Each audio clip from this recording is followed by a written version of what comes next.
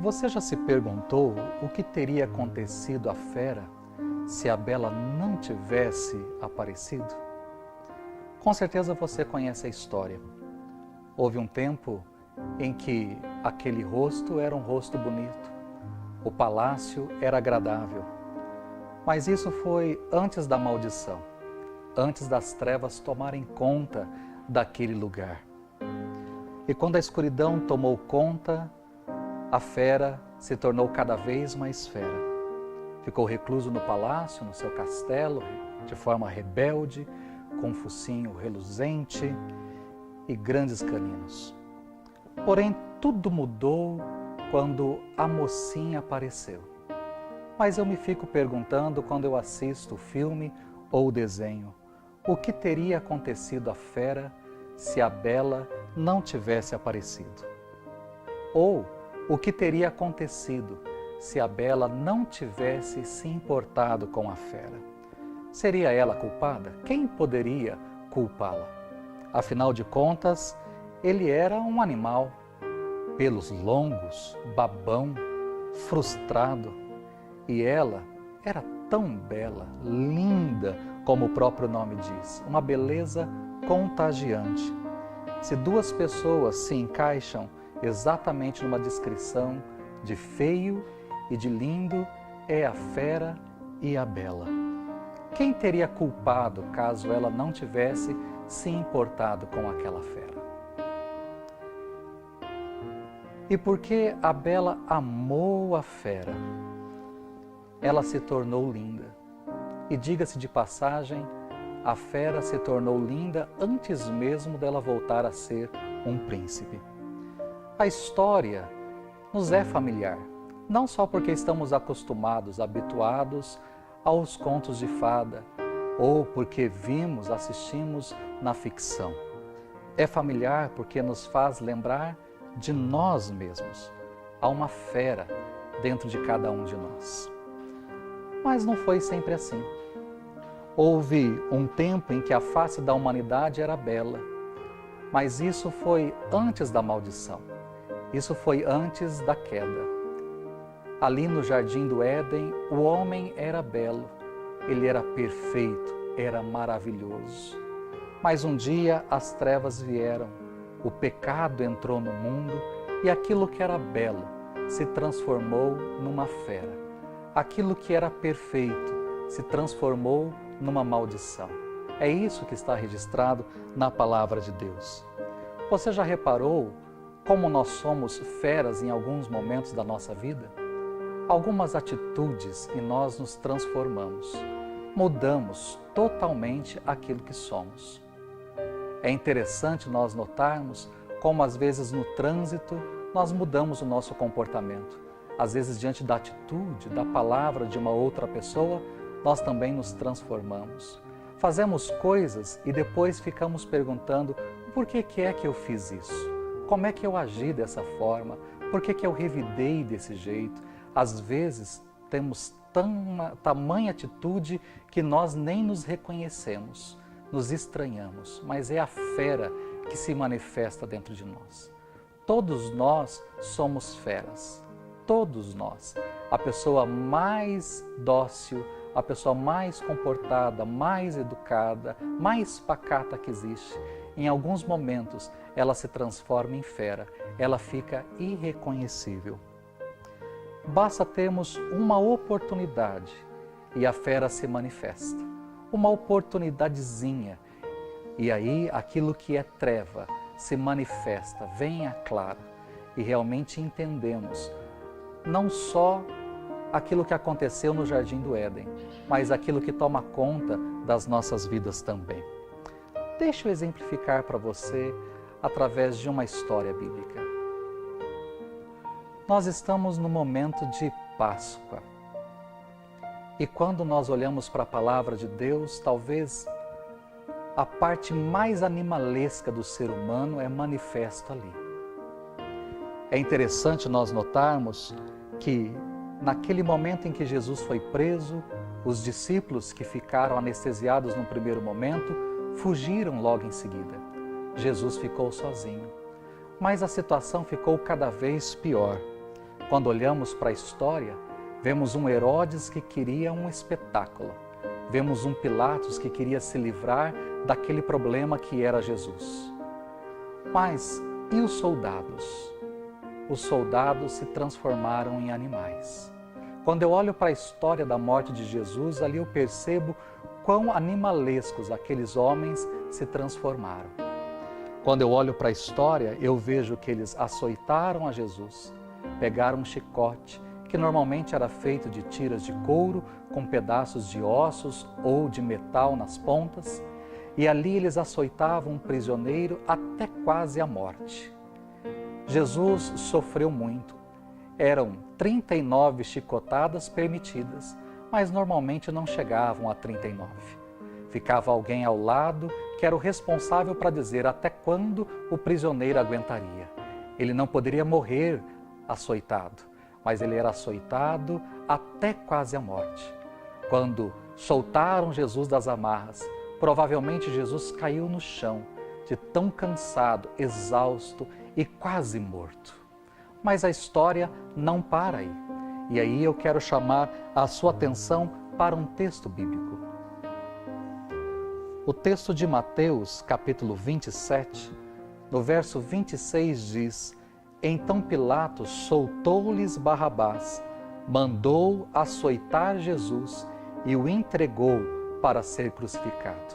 É interessante porque é apenas duas coisas que os soldados tinham que fazer: açoitar Jesus e crucificá-lo. Apenas isso. Mas o texto mostra o que de fato aqueles soldados fizeram. No verso 27 diz: Então os soldados do governador levaram Jesus ao pretório e reuniram toda a tropa ao seu redor. Tiraram-lhe as vestes e puseram nele um manto vermelho. Fizeram uma coroa de espinhos e a colocaram em sua cabeça. Puseram uma vara em sua mão direita e, ajoelhando-se diante dele, zombavam: Salve, Rei dos Judeus! Cuspiram nele e tiraram dele a vara de sua mão e batiam com essa vara em sua cabeça. Depois de terem zombado dele, tiraram-lhe o manto e o vestiram com suas próprias roupas. Então o levaram para crucificá-lo. Vejam como eles foram animalescos. Quando olhamos aqui para o texto, os soldados que deviam apenas prender Jesus e açoitar Jesus e depois levar Jesus para a crucificação, como eles foram além. Eu não posso culpar os soldados por açoitar Jesus, porque eles tinham que fazer isso, eles estavam cumprindo ordens, açoitar Jesus. Eu também não posso culpá-los pelo fato de levarem Jesus para a cruz e crucificarem a Jesus. Isso era normal, é o que eles deveriam fazer. Mas me assusta desta forma como eles lidaram com Jesus. Eles não apenas açoitaram, eles não apenas levaram para a crucificação, mas eles judiaram de Jesus. Eles fizeram questão de humilhá-lo.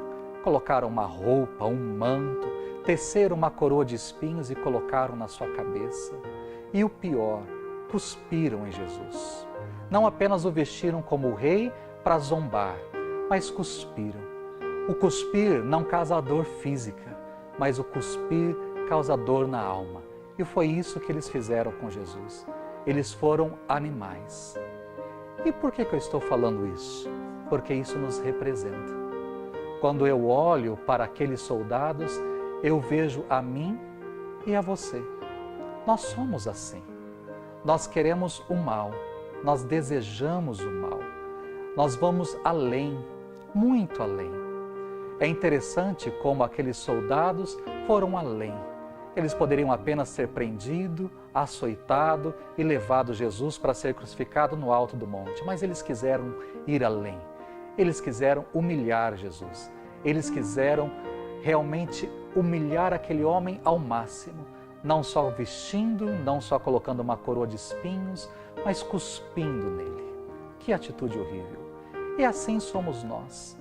Quantas vezes fazemos coisas e aí perguntamos por que fizemos isso? Não nos contentamos com pouco, queremos humilhar mais, queremos nos colocar num patamar acima, Queremos mostrar que somos superiores.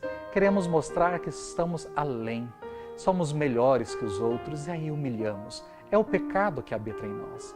Somos maus. A maldade que está dentro de nós. Mas talvez você me pergunte, o que tem isso a ver com a história inicial da Bela e da Fera? É que quando eu olho para a história, para a fábula, nós somos as feras. Nós somos os animais. Nós somos os pecadores, que não nos contentamos com aquilo que devíamos fazer. Queremos ir além, queremos fazer mais. Nós somos realmente aquele animal da historinha. Mas quando eu olho para a história da crucificação de Jesus e vejo aqueles soldados, aquilo também representa a mim e a você, a nossa maldade. Mas ali na crucificação nós não temos apenas os soldados, nós temos Jesus. E Jesus é a figura da Bela. A Bela que veio até o palácio, a Bela que veio até o nosso mundo, a Bela que veio até nós. Quando eu olho para a história da crucificação, eu vejo Jesus como a Bela, que não apenas veio, mas a Bela que se importou. Quando eu perguntei no início o que teria acontecido à Fera se a Bela não tivesse aparecido, o que teria acontecido à Fera se a Bela não tivesse importado, é a pergunta que eu faço a respeito de nós mesmos. O que teria acontecido conosco se Jesus não tivesse vindo? Mas Jesus veio. Quando eu olho para a crucificação nessa época da Páscoa, com toda certeza essa é a mensagem. A Fera teve uma visita especial e nós também tivemos uma visita especial neste mundo. A Fera pôde contemplar a Bela e nós, ao olharmos para a cruz, podemos contemplar a Bela que foi crucificada em nosso lugar. Ali está Jesus, o Jesus que se transformou em Fera. Se na história eu tenho a Bela que beija a Fera e ela é transformada, na cruz do Calvário eu tenho Jesus que se transforma em Fera em nosso lugar, para que nós possamos nos transformar e sermos uma nova criatura. Essa é a mensagem. A mensagem da Páscoa é linda, é excelente para cada um de nós. É a mensagem que precisa chegar ao meu coração e ao seu coração. A mensagem de alguém que se importou e veio para morrer em nosso lugar. Alguém que se importou e veio para fazer toda a diferença. A Bela se transformou em Fera para que nós, que éramos Fera, pudéssemos ser transformados. Nós não podemos nos transformar, por mais que tentemos, por mais que queiramos, nós não podemos nos transformar, mas Jesus pode. E esta é a mensagem da cruz, esta é a mensagem da Páscoa. Alguém que se transformou em Fera em nosso lugar, para que nós pudéssemos ser transformados à natureza dele. Que essa mensagem fique no seu coração, em nome de Jesus.